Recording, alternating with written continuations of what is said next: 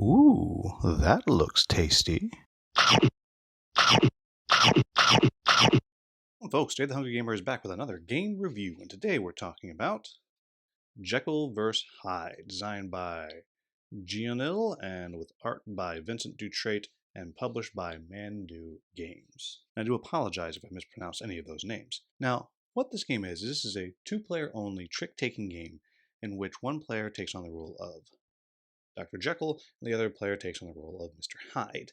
And both of them are battling for control of the personality, or whatever you want to call it.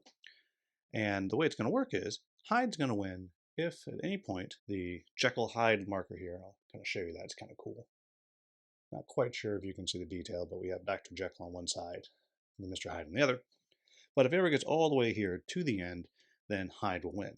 If after 3 rounds it has not made it all the way, then Jekyll is going to win. And most of what's going on is pretty standard trick-taking stuff.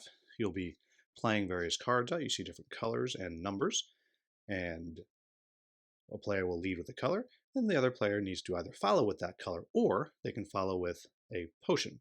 And the potion can take on any color that they want, and if you lead with a potion, then you're going to have to announce what color it's going to be, and the other player is able to play as well. This plus here just means that potions have the tiebreakers, so if we lead with a green 4, and I play a 4 potion, I will actually win that right there. Next thing that is very common in trick-taking games is your trump suit. And this is something that's a little bit different. So what's going to happen is the first time an evil card, that's one of the colors, is played, it will go out onto the board, a token like that. Then the next time one is played of another color, we put the next one out, and of course that sets the last one as well. And what's going to happen is, this is now the order of suit strength. So all red cards are the weakest, all purples are next, and green cards are the trump suit. Again, relatively simple. However, the next thing that's going to happen is, when a potion is played, one of 3 different things is going to happen depending on the color that was led in that particular trick.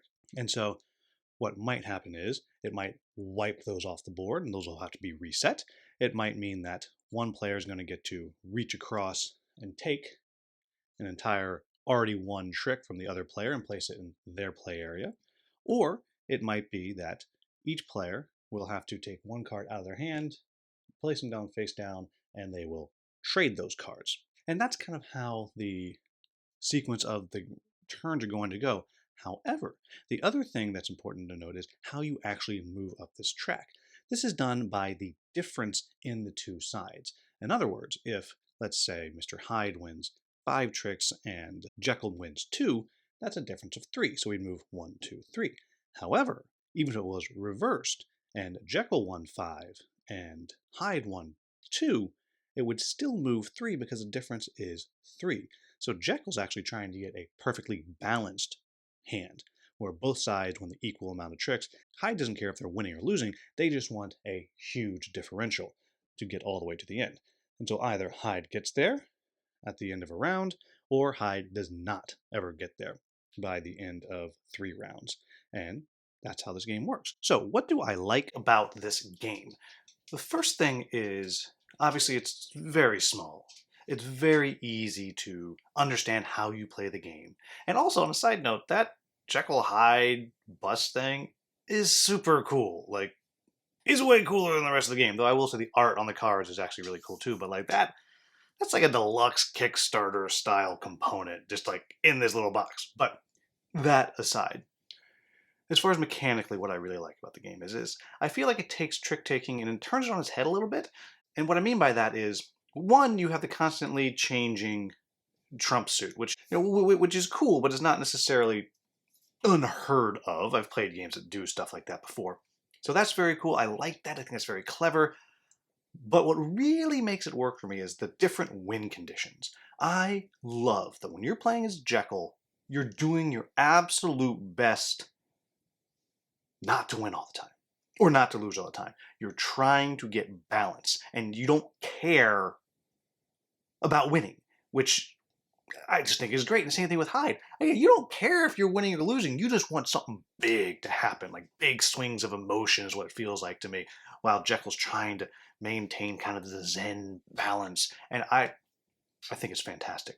It is just fantastic. Along with that, when you start adding into the changing trumps, you add in the way the potions work, and they do different things. Maybe you're like, ah, gosh, I don't like that trump setup, so I'm going to, boom, play this out so I can switch this up a little bit.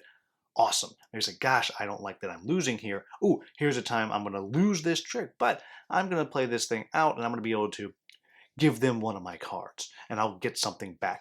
All of that keeps it fresh. It takes what can be like, okay, this is the strategy if I'm playing Jekyll, and it kind of just flips it on its head because it's going to switch things up, and you know that they're coming.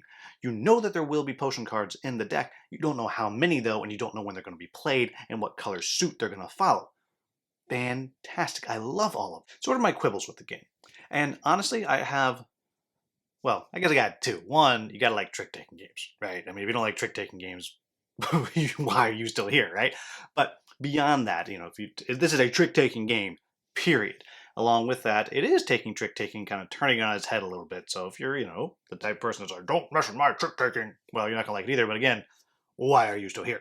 But the only substantive critique that I really have is I know some people feel like it is harder to play Jekyll than Hyde. It's just a harder task to get that balance. And the rulebook even references that a little bit where it says, well, really you want to play twice, then it has a way for scoring of who, you know, did better as Jekyll and who did better, you know. So the game kind of recognizes that a little bit. So it is a little bit harder to play Jekyll.